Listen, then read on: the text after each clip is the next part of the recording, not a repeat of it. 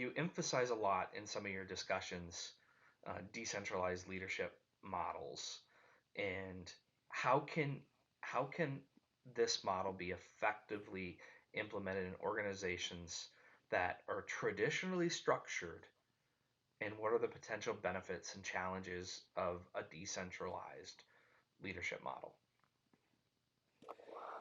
Well, there's two ways to think about that, right? So you have the military. That's, I mean, we play off that, but I think implementing a decentralized leadership model in traditional structured organizations, right, which are more business, I think that can be just a transformative process.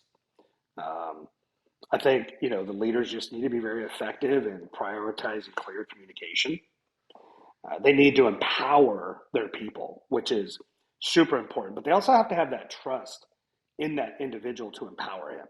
So you can't just empower anybody when you have decentralized leadership. You need to make sure that that individual is a strong leader, because the reality, you're going to give him clear guidance and you're going to give him some extreme roles and responsibilities, and he needs to be able to handle that, right?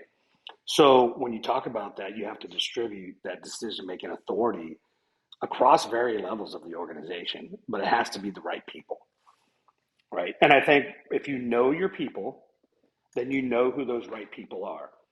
And if you trust your people, then they're going to know who their right people are. Yeah. So if I always said, if your organization, if you leave your, like, for example, when I left on a 2 week trip, when I was running my last command, um, I knew that it can run complete. I never lifted up my phone in that 2 weeks, because I had trained the guys that, like, they can run the organization without me. And I think as leaders, that's that decentralized part, like knowing that if I'm not there, and it's an old saying, lead yourself out of the job, right? That's not what it means. It Yes. just means that your leaders are taught so well, that they can lead when you're not there. And I think that that just fosters a culture of trust, and also in our organization, it fosters innovation. So I think when you have that decentralized leadership, you have agility, you can respond quicker to challenges, you have an enhanced employee engagement. I think where you may have challenges is when you have that, like when you have a structure where your CEO or your senior leaders are so used to, like, being in the weeds on everything, it can be hard. You have a lot of resistance to change, right? Because those leaders like to micromanage. They like to know everything that's going on in their business, right? Maybe they've had some bad leaders that they put in there and they didn't make the right decisions, right? So again, but again, what we always tell people, like, if something happens in your organization, you might as well point that finger back at yourself. You're the leader. Yeah. Okay, so again, even in some of the organizations we work now, we've seen this. And I'm like, hey man, no, you're the leader. You didn't give clear and concise guidance. You didn't communicate correctly. You didn't do these things. That's not an individual. If that individual doesn't understand what's going on because you don't lead well, that's a problem, right? So I think if you're going to put this type of model into the business world, it has to be a gradual transition, right? You have to have very strong leadership support from the top, right? And then you have to have the training so that you really get the benefits of the decentralized, that type of leadership, and that it's implemented. First, it's fully realized that what it can do for the company, and then it's implemented effectively. So a communication plan is huge when you're putting together that type.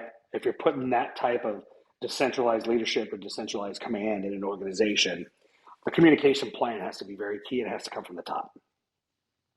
I, So, I completely agree with you.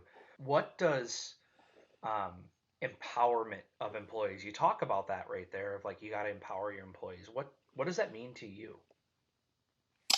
so I think, with anything, failure is a part of everything, right? In order to grow, you need to fail. And that's the one thing about, in the SEAL teams, right? You do a lot of training. And in those training environments, you fail.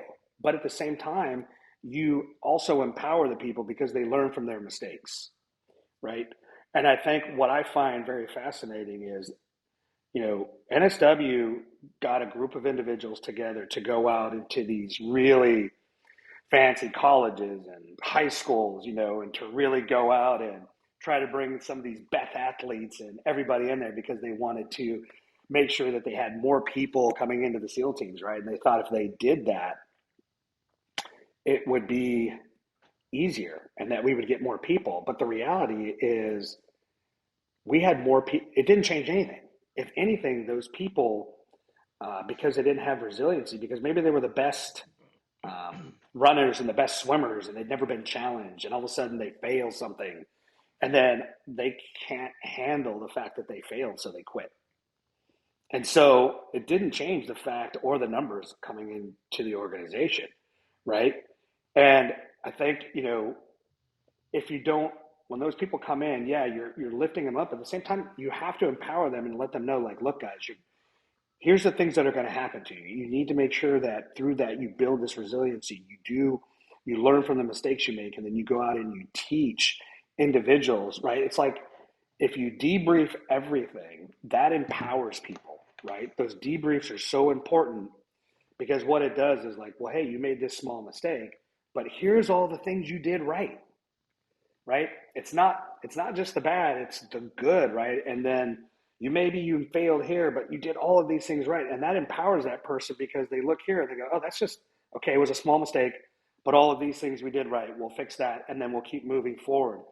So there's that side of empowerment. The other side is when you empower the individual to lead, meaning you give them the autonomy or you give him that decentralized command that he is running, his organization.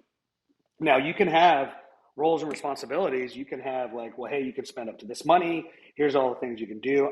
However, some people like the operations, like, just send me an email, man. Like, that's all I need from you. We trust you. We're empowering you to do great things. Just keep us in the loop so we know what's going on, especially from a financial aspect or, just a need to know aspect. So if you're in the boardroom and your board guys are asking, well, you did this and you're not aware of that, that's not good.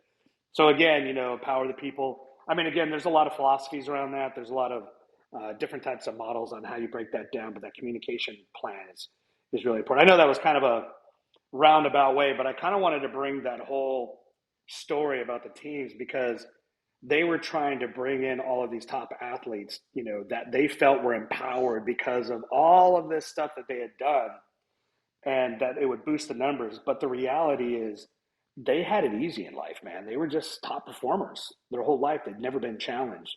And no offense, I mean, Buds is the great crucible, if you will. It's the great equalizer. So it doesn't matter. Again, that's that physical resilience and that mental resilience.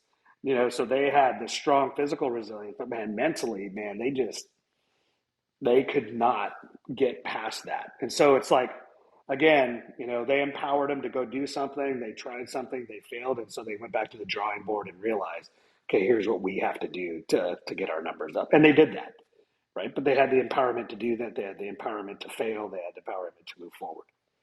I hope Oh, that kind that's of, no, I it mean, I think, answers it completely. all right. Yeah, no, I that's felt like I went around in a circle a little bit there, but kind of wanted to make sure that I was hitting the point you were asking. I could no, have probably said that a lot simpler, but I'm very analytical, man. I like the story. I like storytelling. Yeah, It's funny because when people ask me questions, I'm like, well, how much time do you have? yeah, I know. And they're like, oh Like you God, said, yeah, like the because other day we got on there, and I think what we talked for, we could have just kept going. yeah, That's you and just I that's the way chatted. it I'm is. like, hey, do you got like 15 minutes? And it was like 2.5 hours. And I'm like, oh my Yeah, gosh, yeah, good thing we didn't schedule an hour. yeah. I know. Exactly. It was But I think it's fantastic. important, when you have discussions and conversations with like-minded individuals that are really trying to elevate the next generation of people, that's my passion. That's what I love to do. And so when people like you are doing what you're doing, to me, that's extremely important to bring these types of fundamentals and these discussions to leaders that want to excel and want to exceed and want to level up. Super important. Thank you for that. But it takes a village. It takes a tribe. It takes all of Mm-hmm. us. It takes people like yourself willing to sidestep for just a few minutes, an hour, to want to take time to invest, document it, and create it in a medium that where we can scale it and pay it forward. That's what it takes for all of us. Yeah. And so before we get into the last question, it's not lost on me to just again say thanks. Yeah, man. I love And what you're doing. thank you, sir. Um, that gets into the last question we have. It's about trust and accountability. Um, I this one's paramount for me. Um, I'll do anything for you. I'll walk through fire with you. I'll jump off. Literally, like we'll go do anything together if I trust you.